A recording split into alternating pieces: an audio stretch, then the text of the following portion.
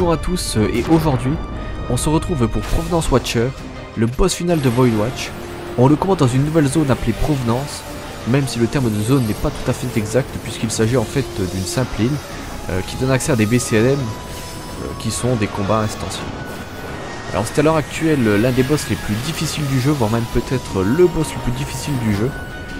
Le combat peut être très court mais il peut facilement devenir très long aussi. Alors la première chose à savoir sur ce combat est qu'il se déroule en plusieurs phases. La première est celle du départ quand il n'a aucune aile. La seconde est quand il ouvre deux de ses ailes, à ce moment là il deviendra beaucoup plus fort. Et quand il ouvrira encore deux ailes supplémentaires, ce sera la troisième phase du combat. Alors il ouvrira ses ailes en fonction du nombre de HP restants, qu'on ne pourra malheureusement pas voir durant le combat. Donc pour ce combat c'est un peu l'inverse des combats habituels qui ont plusieurs phases différentes. À la place de regarder ses HP pour savoir quand il va commencer la prochaine phase, on regarde à quelle phase il est pour savoir à peu près à combien de points de vie il lui reste. La deuxième phase devrait commencer quand il descendra en dessous de 50% de ses points de vie restants. Et la troisième phase devrait arriver en dessous de 30% de points de vie restants. Les deux premières phases ne devraient pas poser un problème. Le vrai combat ne commence que lorsqu'il récupère ses 4 ailes. Avant d'entrer dans le BCNM, nous avons fait à toutes les parties des buffs de barde en 2 heures, des buffs de corsaire ainsi que la 2 heures du scolar qui donne Embrava pour avoir le maximum de chances de gagner le combat.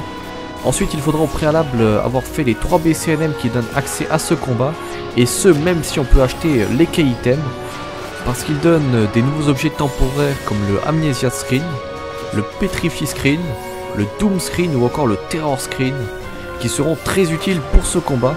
Il faudra rester le maximum du temps sous ces effets là. Alors ensuite pendant le combat, le boss va faire certaines magies qu'il faudra à tout prix stun.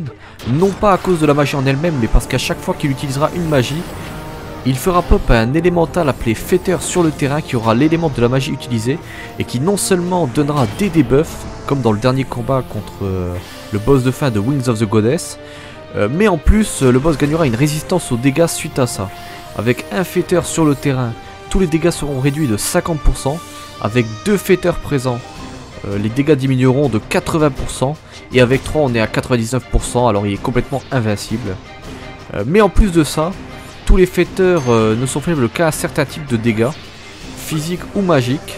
Alors les Fetters qui auront un élément de la skill chain Darkness, c'est-à-dire terre, eau, glace et ténèbres, seront faibles aux attaques physiques. Les autres magies de la skill chain Light, c'est-à-dire vent, feu, foudre et lumière, seront faibles aux dégâts magiques. Par contre, il peut utiliser certaines magies qui seront instantanées et qui ne pourront donc pas être stun comme Oli ou Oli 2, Comet, Adle, Stun, Silencega, Paralyga, Blindga, Breakga ou encore Diaga 3. A ce moment-là, nous serons obligés de tuer un Fetter. Alors pour ce qui est des habilités à stun, il y a Graviton Crux et Fragor Maximus. La première absorbera énormément de HP aux joueurs qui seront touchés par cette habilité et qui en plus le régénérera. Il ne peut utiliser cette habilité qu'à partir de sa seconde forme. La seconde habilité, Fragor Maximus, donnera non seulement aux joueurs un effet de weakness, mais en plus ça lui donnera de grandes chances d'intimider tout joueur qui lancera une action contre lui. Alors pour finir, la dernière chose importante à savoir est que le nombre de dégâts qu'il se prend dépend de la position d'où l'attaque vient, et qu'il est plus faible aux attaques par devant.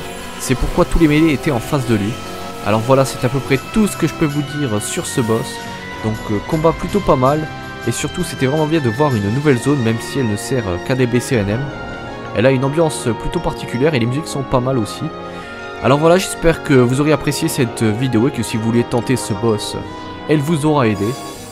Alors je vais vous laisser la cinématique de fin de Void Watch si vous voulez la regarder.